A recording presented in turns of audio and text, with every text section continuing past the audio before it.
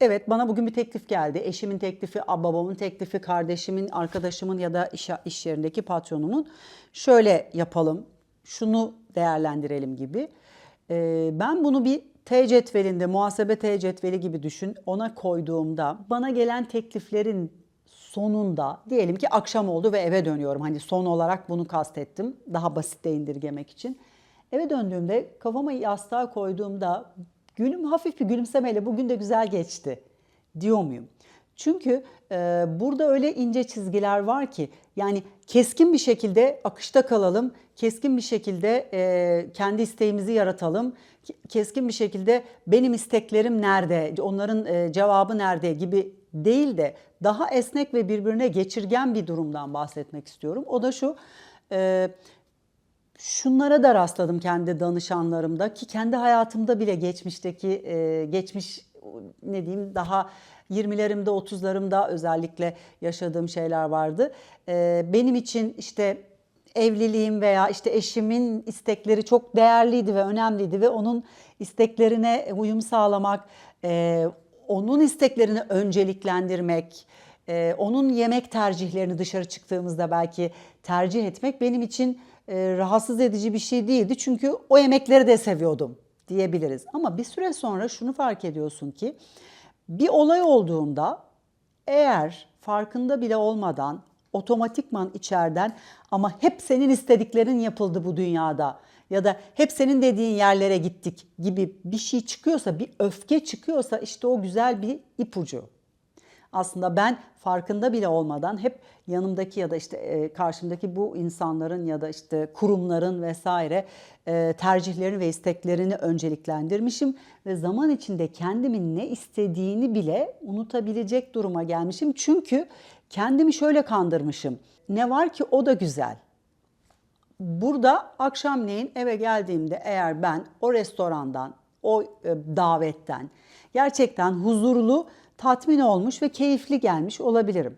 Ha bu arada illa tek kriter keyifli olmak ya da neşeli, eğlenceli olmak değil. Ama oraya gitmeseydim diyorsan, huzursuzluk hissediyorsan, oradaki ortamdaki bir takım şeylerden dolayı rahatsız olduysam, gitmemeye alternatif olarak belki sadece evde oturmak bile olabilir o alternatifin. Olasılık olarak daha iyi bile gözüktüyse o zaman o T cetvelinde şuna bak.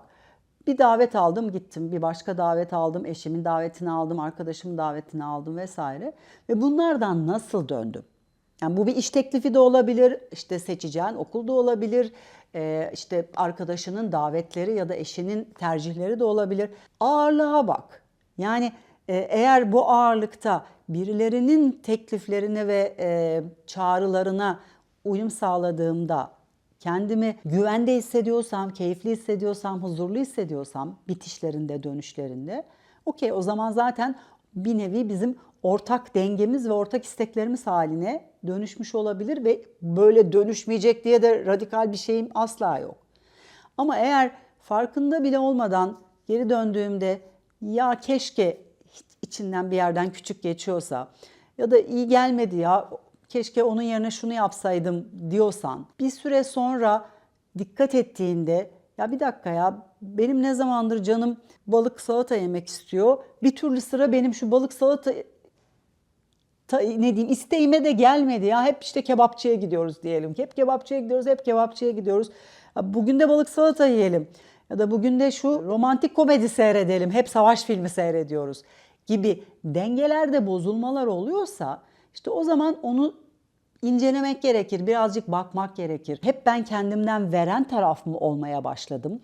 Hep adapte olan ve uyum sağlayan taraf ben mi olmaya başladım? Hep adapte olan, uyum sağlayan olmak güzel bir şeydir diye aslında bana farkında olmadan belki de çocukluğumdan beri aile, sosyokültür ortamımız, okulum, öğretmenlerim, kız çocuğa davranışlarından dolayı gelen dış dünyanın bana öğrettiği bir şey mi yaşıyorum? Özellikle kadınlarda bu daha çok olan bir şey. Kız çocuklarında daha çok olan bir şey. Yani daha adapte olmak, daha uyum sağlamak, daha uslu çocuk olmak. Hep şöyle denir mesela. Ay oğlu var, annemin bir lafı vardı. Abim için düz duvara tırmanıyor bu çocuk derdi. Ama benim için hiçbir zaman bir kız çocuğu olarak düz duvara tırmanıyor gibi değil. Mahallenin uslu çocuğuydum ben.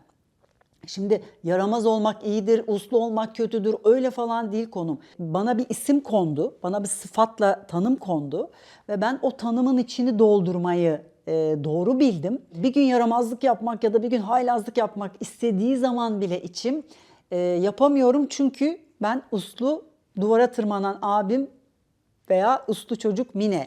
Bunun arasında bunu kendime kimlikleştirmişsem ve katılaştırmaya başlamışsam ve farkında bile olmadan gelen dış davetlerden, dış talepleri de bu şekilde yorumlayan birisine dönüşmüşsem, işte o zaman bunu anlamak gerekiyor. Çünkü ben belki de kendimden o kadar uzaklaştım ki, kendi otantik ve organik Mine'den uzaklaştım ki bana verilmiş kimliğin içini doldurup onu hayatımda sürdüren biri haline geldim ve o yüzden gelen teklifleri zaten böyle güzel gibi algılıyorum.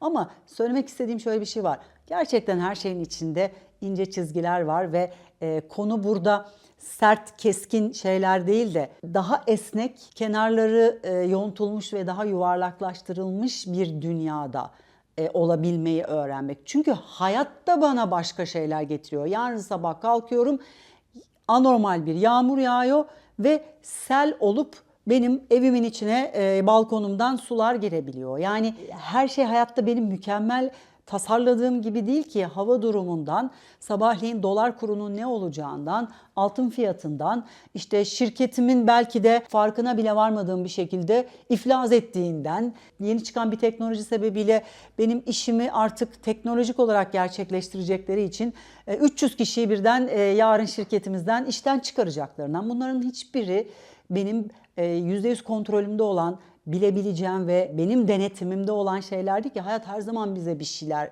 verecek. Benim bir hocam vardı, hayat her zaman bize bir şeyler savurabilir derdi. O topu ben nasıl tutacağım? O topu tuttuğumda ne kadar güçlü tutabileceğim, ne kadar ayaklarım yere sağlam basabilecek. Yoksa o top geldiğinde, top omzuma geldiğinde ben o tarafa doğru devrilecek miyim? Çünkü bütün bu bahsettiğimiz şeyler aslında bizim kendi isteklerimizi ifade edebilmek, talep edebilmek, gerçekleştirebilmek, benim bir nevi aynı zamanda da güçlenmemi de sağlayan bir şey. Bir birey olarak güçlenmemi de sağlıyor. Çünkü isteklerimi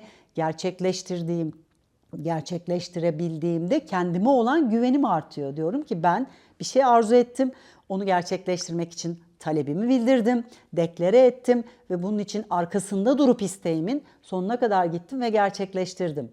Bak, bu aynı zamanda benim birey olarak güçlendikçe de kendime olan güvenimi de arttırıyor. O zaman bana hayat başka bir yerden bir şey savurduğunda da onu karşılayabilecek bireye dönüşüyorum. Bunlar hepsi birbirine tamamıyla entegre şeyler. Birbirinden %100 ayıramayız. Çizgilerle de böyle çok net, birbirinden keskin bir şekilde de ayrıştıramayız. Çünkü birbirinin içine geçirgen ve iç içe olan duygular, düşünceler ve yaşamın içindeki haller bunlar.